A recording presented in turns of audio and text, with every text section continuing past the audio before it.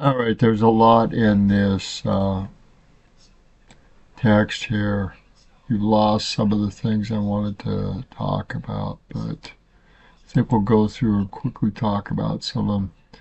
Talks about the Council of 50, talks about using wisdom in these things. Want this council to exert all of their wisdom in this thing. And when they see that they cannot get a perfect law themselves, and I can, then they will see from whence wisdom flows.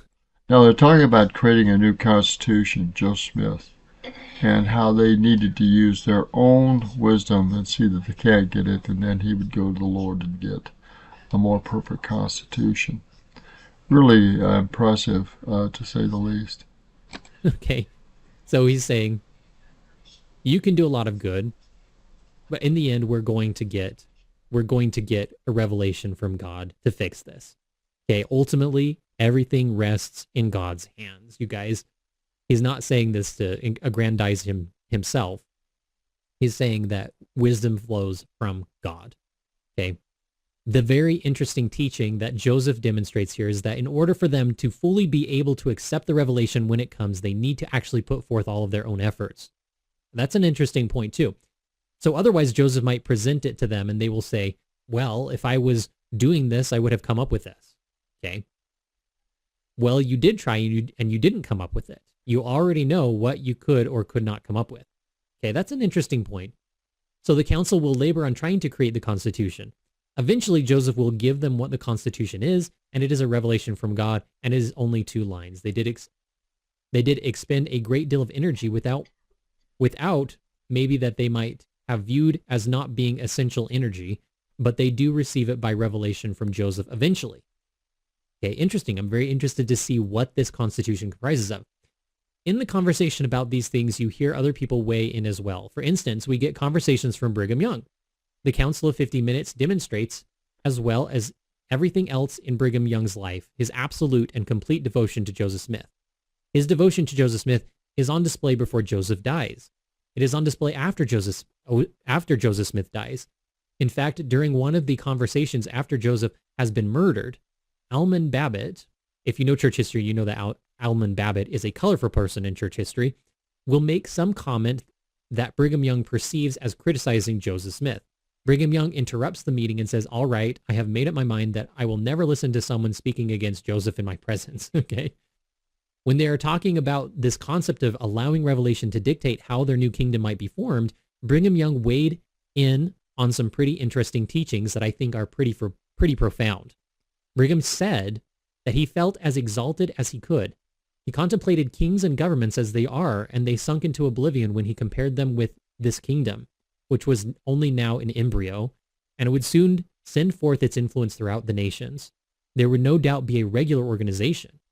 He had heard much said on the subject of bringing forth the Constitution, but he considered himself to be highly honored to have this privilege of being accounted a fool, that when we had done all that we were capable to do, he could have the Lord speak and tell us what is right. Okay, that is an interesting perspective for sure. A very humble perspective that we don't really get often from Brigham Young, or we don't see that side of him. He said, quote, there's a great deal already written, and we conform to ourselves independent of the world, of the word of the Lord, the best system of government on earth. But after all this, when we have done all, the Lord will make just right. He can form a constitution by which he is willing to be governed. He is willing to be ruled by the means which God would appoint. Okay, very interesting. Brigham said, we don't believe that we can adopt laws for the government of the people in futurity. We can, for the time being, point out laws for the present necessities. Okay, he supposed. There has not yet been a perfect revelation given because we cannot understand it. Okay. Oh, that's very interesting. That is an interesting philosophical point that he's making here. The idea that language is insufficient, really, if we don't understand something perfectly, then we can't really, it can't be a perfect revelation because we can't receive it. Okay, that is a commentary on the ability that language has in order to communicate ideas one to another. And the ideas that God can communicate with us are limited because we have limited capacity to understand it. Okay, we continue. Yet we receive a little here and a little there. He should not be He should not be stumbled if the prophet should translate the Bible 40,000 times over, and yet it should be different in some places every time, because when God speaks, he always speaks according to the capacity of the people. Okay? The capacity of the people to understand dictates how the revelation is given. Okay? Very important. That is a pretty profound statement that Brigham is going to make there. He is actually going to reiterate this in several sermons he will give in Utah. The nature of revelation is such that God speaks to people as they have the ability to understand it. It is a part of the reason why people shouldn't fret too much over a revelation that says one thing and then a revelation later that says something a little bit different or a little bit more, because God speaks to people according to their capacity. The starting point of the government of the kingdom is the Book of Doctrine and Covenants, but he does not know how much more there is in the bosom of the Almighty. When God sees that his people are enlarged upon what he has given us, he will give us more. Very interesting. The starting point is here, but God has not come here. He has sent his agent, his minister, to act in his name. And if he has got an agent to dictate to us here, the organization is here. When a man is clothed with authority to do all in the business for those who sent him, what he does is right. And this is the kind of agent we have got, and God appointed him. Speaking of Joseph, we did not appoint him. If the Lord Almighty calls upon one of his servants as a minister, the nation to whom he is sent has no control over him whatsoever. If the Latter-day Saints believe that our prophet is fallen, what are they going to do? How will they help themselves? It is the prerogative of the Almighty to differ from his subjects in what he pleases, or how and when he pleases. And what will they do? They must bow to it, or kick themselves to death or to hell. He, Joseph Smith, can disagree with the whole church as he has a mind to, and how? Because he is a perfect committee of himself. He would rather have a pure revelation of Jesus Christ as they now stand to carry the nations than anything else. Interesting. That's a very interesting quote. It's kind of a long-winded way of saying that Joseph Smith follows Jesus Christ. Interesting. You get this statement from Brigham Young as they're preparing. John Taylor is also going to weigh in. I'm going to find an image of John Taylor without the neckbeard. You can think of him at some point being young. And Taylor is going to also reiterate this, that revelation has to come through the prophet for this. It says, quote, if they can get intelligence from God, they can arrive at correct principles. If not, they cannot. He was always convinced that no power can guide us right but the wisdom of God. It needed revelation from God to show the first principles of the kingdom of God. No one knew how to baptize or lay on hands until it was revealed through our chairman, Joseph Smith. National affairs are equally as fallen and degenerate as religious matters. This nation is as far fallen and degenerate as any nation under heaven. When we were in the world, we were ignorant with regard to correct principles. We are now a little differently situated. We have a portion of the Spirit, but if we get the document anywhere right, it will be because God gives it. And if not, we know nothing but what either you, Joseph Smith, or God teaches us. You get again this idea of devotion. After Joseph Smith is murdered, the council is going to pause in their meetings for quite some time. This is a very difficult blow to all of them. But when they meet again, they're going to still try to continue to carry Joseph Smith's wishes. And Brigham Young will just adamantly believe that everything he is doing is exactly what Joseph wanted to do, and what Joseph would have done had Joseph been there. They'll actually have conversations like that in the council where the argument they'll make for a position they take is, this is what Joseph wanted. So they very much feel like they're trying to make up the mantle, or take up the mantle that Joseph has given them. At the same time, Joseph's murder really makes them feel, or many of them feel, quite embittered towards certainly the way the country has acted toward them. One example of this is found with probably one of the most famous people in Mormon history. In fact, has to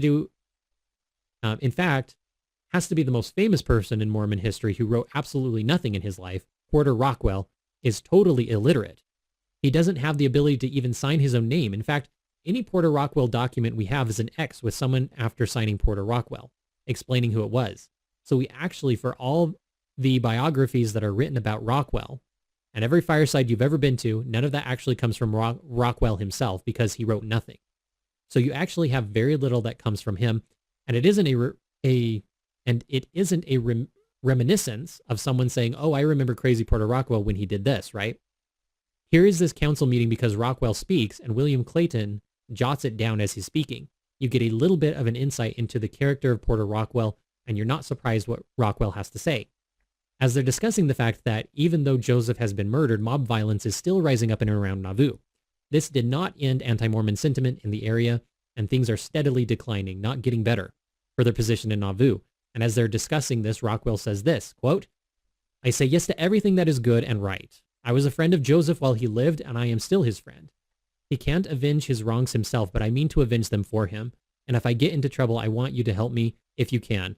And this is how it's actually written in the minutes. Without criminating yourselves. Okay. So he's trying to say without incriminating yourselves, which is probably exactly how he said it. And then probably in the best insight into his character that you could find, he said, "I love my friends and I hate my enemies. I can't love them if I would." Okay.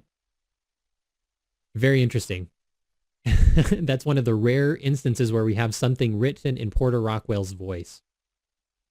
Okay, very, very fascinating. So maybe our view of Porter Rockwell isn't as much of a caricature as it might seem. It certainly seems to fit the mold. As I said, there's a great deal of anxiety and sadness and loss amongst these people that you felt pretty palpably as you go through the minutes. They feel a loss, and not just as Joseph was a friend and a leader, but a loss of faith, really, in the institutions of the government, which they already had been going down pretty quickly. But here their prophet and his brother had been murdered. And you have John Taylor again comment on this, and you can feel this bitterness at the loss of Joseph Smith as he talks about it. Okay, let's just pause right here just for a moment. I want to go through and read some of the chat here, you guys. So you kind of get from this statement here of John Taylor, you get a bit of this. You'll certainly see this in Taylor's publication in the Times and Seasons as well, that there's a real sense of loss and bitterness. They feel like they're being driven out of the nation. In fact, if I go back here to the places where they're considering as locations to move, you can see all of the places they're considering. They're deliberately considering them because they're not in the United States. Okay, the plan is to get out of the United States. We've tried the United States in New York. That didn't work. We tried Ohio. That didn't work. We tried Missouri. Didn't work. And here we are in Illinois and it's not working. And so the idea is that if we can get outside of the United States, then maybe we can finally live our religion in peace. For a long time, they're actually really considering going to Texas. They send representatives there. They discuss it. They talk about it for quite some time. And in the end, the reason why they drop Texas as a possibility isn't because they've never been there in the summer. It's because I apologize if you're from Texas, but not really because you've been there too. The main reason why they decide to drop Texas as a possible place is they're actually in the midst of a meeting discussing a possible removal to Texas when a messenger comes to the meeting and says Texas has just been annexed by the United States. And they immediately drop it as an option. Okay, so they're trying to get away. The whole point is to get out of the United States. You go to Texas, you're still under the same jurisdiction of the same laws, of the same judges, of the same president who will do nothing to help us in the persecution we face. And so the Upper California, the portion of Mexico that is currently occupied by Native Americans, but essentially unoccupied by white people, is what then becomes the focus of their plans. There's obviously lots of things I could share, but I want to have a few minutes for questions despite my attempts to go over. And so that last thing I want to share is probably the most beautiful aspect, the most beautiful teaching that I found going through the minutes. And that is Joseph Smith, while still alive, is going to give a pretty lengthy discourse on the ideas of tolerance and religious freedom and in opposition to religious bigotry. As they're talking about forming this new council, Joseph deliberately wants non-Mormons to be a part of it. He wants it to be inclusive because he wants this to be a kingdom that's inclusive of many people.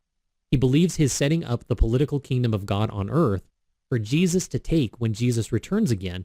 And so because of that, Joseph will speak pretty freely. In fact, William Clayton records that while Joseph is talking about this, he's kind of beating a ruler on his hand and on the table as he's talking and eventually snaps it over his knee. So you can see Joseph is a bit exercised as he's saying this. This is what Joseph is saying at the time. Quote, "For the benefit of mankind and for succeeding generations, the following generations, okay, Joseph wishes it to be recorded that there are many men of this honorable council who are not members of the Church of Jesus Christ of Latter-day Saints, neither do they profess any creed or religious sentiments whatsoever. To show them the organization of the kingdom, men are not consulted as to their religious options or notions of any shape, form whatsoever. we act upon the broad and liberal principle that all men have equal rights and ought to be respected, and that every man has a privilege in this organization of choosing for himself voluntarily his God and what he pleases for his religion. Inasmuch as there is no danger that every man will embrace the greatest light, this is the teaching that Joseph gives in Nauvoo on another occasion as well. When he's asking why does he allow preachers from other religions to come and preach to the people, he simply says that he doesn't believe the preachers are going to deliver any more light than he has for them. People will come back to where the greatest light is. God cannot save or damn a man, only on the principle that every man acts, chooses, and worships for himself. Hence the importance of thrusting from us every spirit of bigotry and intolerance towards a man's religious sentiments. That spirit which has drenched the earth in blood. Okay? When a man feels the least temptation to such intolerance, he ought to spurn it from him. It becomes our duty on account of this intolerance and corruption, because it is the inalienable right of a man being to think as he pleases, to worship as he pleases, being the first law of everything that is sacred. It is our duty then to guard every ground all the days of our lives. I will appeal to every man in this council, beginning at the youngest, that when he arrives at the years of a hoary age, he will have to say that the principles of intolerance and bigotry never had a place in this kingdom, nor in my breast, and that he is even then ready to die, rather than to yield to such things. Okay, that's very powerful language. Nothing can reclaim the human mind from its ignorance, bigotry, superstition, etc., but the grand and sublime principles of equal rights and universal freedom to all men. We must not despise a man on account of his infirmity. We ought to love a man more for his infirmity. End quote. Okay, so to me, he says that was one of the most beautiful sentiments of the 19th century. I agree. That's a very interesting and very egalitarian position in the 19th century. The other thing that I'm afraid of is that I will not live long enough to enjoy the society of these my friends as long as I want to. Yeah, unfortunately that was the case. Let us from henceforth then drive from us every species of intolerance. When a man is free, he is then capable of being a critic. When a man is free, he is capable of being a critic. That is true. When I've used every means in my power to exalt a man's mind and have taught him the righteous principles to no effect, and he is still inclined in his darkness, yet the same principles of liberty and charity would ever be manifest by me as though he had embraced the gospel. Hence, in all governments and political transactions, a man's religious opinions should never be called into question. A man should be judged by the law independent of religious prejudice. Hence, we want in our Constitution those laws which require its officers to administer justice without regard to a man's religious sentiment or to thrust him out of office. Okay, that's a very important thing too. And, for so long, there was quite a lot of religious bigotry against Catholics, and they were not able to win political office. It wasn't until JFK, who has suffered through religious intolerance and persecution from the time he first told everyone about the first vision, all throughout the growing persecution that would at least in part eventually lead to his murder. Only a few months later, he has very strong feelings about this and a beautiful sentiment that he expresses, that even if you're not able to convince everybody of the truthfulness of the things you have to share, even if they don't accept it, even after you've laid out all the best arguments you can possibly lay out, you should still love those people. They're still God's children. We'll all eventually know who we really are one day, and arguments about things today might seem much more semantic in that sense. So I thought I'd share that because I think that that's a great demonstration of Joseph Smith's character. It absolutely is. That's wonderful. I love that. I'm often asked about Joseph Smith, having worked on the Joseph Smith papers. And one of the things in his character that always comes through to me is his great love of the people. He was a lover of the people. He loved being around other people. He loved to be with other people. He loved to see other people happy. And oftentimes his love of other people led him to make terrible decisions, which as a historian, you can look back and say, no, don't trust John C. Bennett. Okay. So no, don't trust John C. Bennett. His ... But I believe that whatever one thinks of Mormonism, the sentiment that we should not despise someone because of their infirmity, but that we should love them more simply because they are infirm, is a beautiful sentiment that anyone can get behind. Anyone, whether they're a member of the church or not, whether they feel their way inside of the church or they feel themselves falling out, the love that we can show to one another, I think, is something we should all take away from the teachings of Joseph Smith. I will stop now and let you ask any questions. And then yes, you're going to have to come to consensus. This isn't like Martin Luther saying, here I stand, I can do no other, over the pool party, but that you can't properly make the best decision without everybody's input. Okay. Now, all right, we're going to leave it here. There's some beautiful thoughts and sentiment about Joseph Smith and about the Council of 50 and about the Constitution of the United States. Just wonderful thinking. And I have no doubt in my heart and my mind and my spirit that one day the Constitution will be more perfectly revealed under Christ and we'll understand and appreciate better. But we've got to work up to that point. And when it comes, we've got to be ready to accept it and work together in greater peace and unity and love. And hopefully this dream and this vision of the Council of 50 will come to pass. I pray and hope it will. But currently there's so much darkness in the politics of this nation and of the world. It is utterly disgusting, to say the least. But we battle with what we've got and where we are and where we need to go. And there's no other way that we're going to get there except fighting for it and working for it. And I say these things in the name of Jesus Christ. Amen.